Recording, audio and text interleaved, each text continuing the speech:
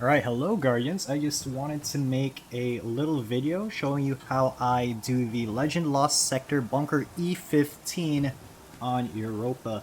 It's one of the easier lost sectors to clear on Legend, just because you have all of the Braytech bots to help you out. So I'm going to show you my setup on my Titan right now, but really you can do this with any class. I'm running a Scout Rifle, the Dead Man's Tail, a bow, the Imperial Needle, and of course the Falling Guillotine. On my Chitin's Ramparts, you don't need these by the way, you can run it with full, just legendary armor pieces, as long as you have an anti-barrier mod and an overload mod. They don't even have to be the anti-barrier Scout Rifle or overload bow. You can use the anti-barrier Sniper or the overload sword mods, as long as you have tools to deal with barrier and overload champions. And I'm also running the middle tree arc, so we have access to Thunder Crash. And that's the basic setup. As long as you have ways to deal with overload and barrier champions, you should be pretty fine. And actually, the Imperial Needle is very useful. You want to have void weapons for this, because the void shields can get a little bit annoying. I'll show you what I mean in just a little bit, but yeah, you can do this with any Guardian, any class, and even if you're not power level 1300, you can solo these Legend Lost sectors, and I'll show you why right now. Okay, here we are, Bunker E15 Legend Lost Sector. First take care of this guy on the rock to the right. He gets annoying later on if you don't deal with him. So just clear out the dregs of this first area. There are a number of champions here that you have to take care of to get the Platinum Champion rewards. The very first one of them is this Overload Champion. Just take care of all the dregs around him and stun him up with the Imperial Needle. Come down with a Fallen Guillotine, and bingo bango, first champion dead. Now, void damage is really good here because there is a void burn. I'm just going to plow into the rest of these goblins. To make it real quick, just clear them out. Come into this next room. There are 4 enemies here. Just take out the Fallen Guillotine. One swipe them. 1, 2, 3. And this Minotaur can be annoying if you don't have the Guillotine, but because we have the void damage burn active, he just instantly melts. Now, coming into this next room, you can free a bunch of Braytech bots. There are 3 squares that you have to shoot. Throw a nade over there. Free these bots at the back. You have to deal with these Vex for just a little bit before you can actually get up to there and spawn the rest of the encounter. But yeah, coming up here, this is where the anti-barrier Scout Rifle comes in useful, because these hobgoblins, as you can see, I can shoot right through their shield, preventing the regen, killing them off, and I actually get tagged by a nade here, but you don't really need to worry too much about dying. You should have enough revives as long as you're killing the champions. And actually, the first part may be the most difficult for you if you're not a high enough power level, because it can be a bit annoying to deal with the Overload champion. But coming into this section, you just free the Braytech bots, and they'll do a lot of the work for you. They just deal constant damage, and they pretty much never die to the Vex. So after you clear out those things, a Cyclops will spawn. I just use my barrier there, shoot through it with a Chitins. You can deal with it however you want, throw a grenade at it or whatever.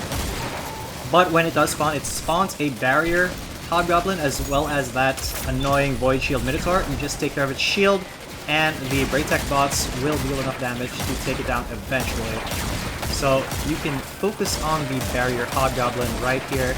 Just tag its weak spot, and as soon as its shield goes up, stun it with your Scout Rifle, go in with a Fallen Guillotine, and it's done for.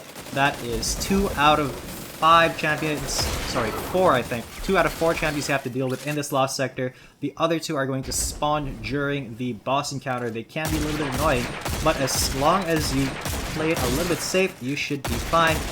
Come into the boss room, take care of those goblins. There is a very annoying wyvern at the back. Can't really shoot him when you first see him, but you can shoot you now.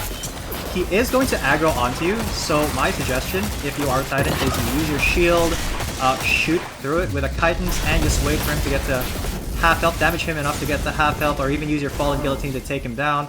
But I do die right here, doesn't really matter.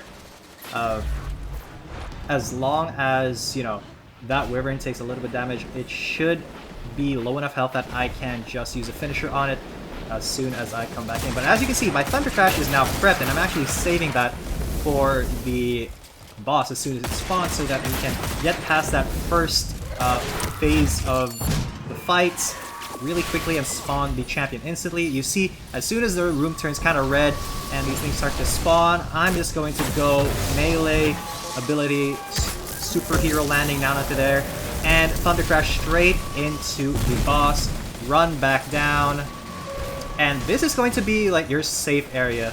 The goblins will be coming in eventually, and the champions are going to be coming through there, but as soon as they aggro you, they will be coming into your safe space, so just watch out for that. Be ready to take care of them as soon as they do. With the Dead Man's Tail, it should be easy peasy. And here is the Overlord Minotaur. Stun him up, Fallen Guillotine, 1, 2, 3, 4, Whirlwind Blade, and he's done for.